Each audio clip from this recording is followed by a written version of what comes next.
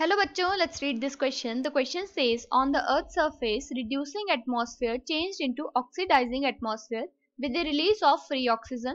This took place due to options are evolution of oxygenic photoautotrophs, evolution of anoxygenic photoautotrophs, evolution of chemophotoautotrophs and evolution of anaerobic heterotrophs.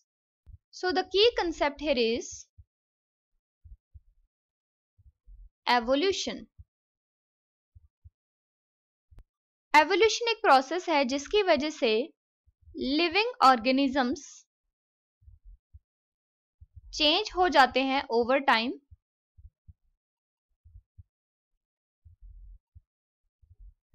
जिसकी वजह से नई species, नए trades या फिर नए jeans develop हो जाते हैं।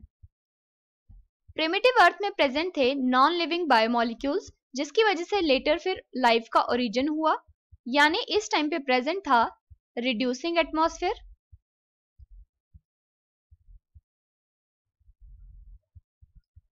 जहां पर फ्री ऑक्सीजन एब्सेंट होती है और यहां प्रेजेंट थी gases like methane gas, hydrogen gas, ammonia and water vapours.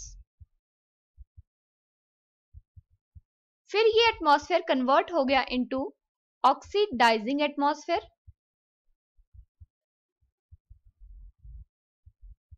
जहां पर फ्री ऑक्सीजन प्रेजेंट होती है,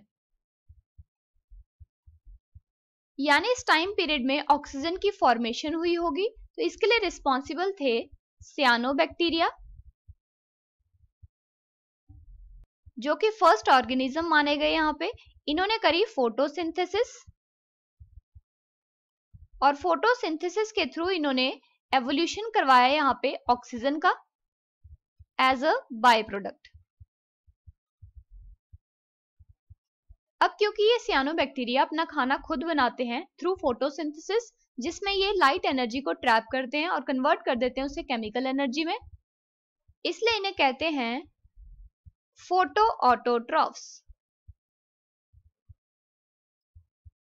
सो क्वेश्चन में पूछा है, on the earth surface reducing atmosphere changed into oxidizing atmosphere with the release of free oxygen. This took place due to, first option है evolution of oxygenic photoautotrophs. तो oxygenic फोटोऑटोट्रॉफ्स है हमारे यहाँ पे सियानोबैक्टीरिया, जो कि फोटोसिंथेसिस करते हैं जिसमें ऑक्सीजन इवॉल्व होती है, इसलिए इन्हें कहेंगे ऑक्सीजेनिक फोटोऑटोट्रॉफ्स। इसलिए ये ऑप्शन हमारा यहाँ पे करेक्ट हो जाएगा, क्योंकि ये रिड्यूसिंग एटमॉस्फेयर को कन्वर्ट कर देते हैं into the oxidizing atmosphere. Second option है evolution of anoxygenic photoautotrophs. So ये ऑर्गेनिजम्स भी फोटोसिंथेसिस करके अपना खाना खुद बनाते हैं, लेकिन ये है एनऑक्सीजेनिक, यानी यहाँ पे ऑक्सीजन का एवोल्यूशन नहीं होता है। तो यहाँ पे ये हाइड्रोजन का डोनर कौन सा होगा? That will be hydrogen sulphide. जबकि फोटोसिंथेसिस में हाइड्रोजन डोनर कौन सा होता है? वाटर होता है, जिसकी वजह से ऑक्सीजन इवॉल्व होती है, इसलिए ये ऑप्शन इनकरेक्ट हो जाएगा। थर्ड ऑप्शन है एवोल्यूशन ऑफ कीमोफोटोऑटोट्रॉफ्स। तो ये ऑर्गेनिजम्स भी यहाँ पे फोटोसिंथेसिस के थ्रू अपना खाना खुद बनाएंगे, लेकिन ये एनर्जी यूज करते हैं केमिकल एनर्जी, इसलिए ये ऑप्शन भी इनकरेक्ट हो जाएगा।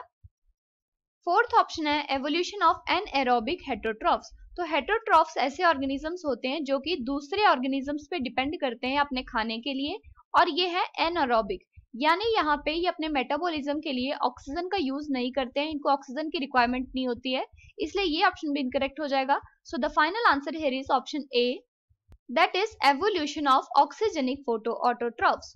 Hope you understood it well. Best of luck.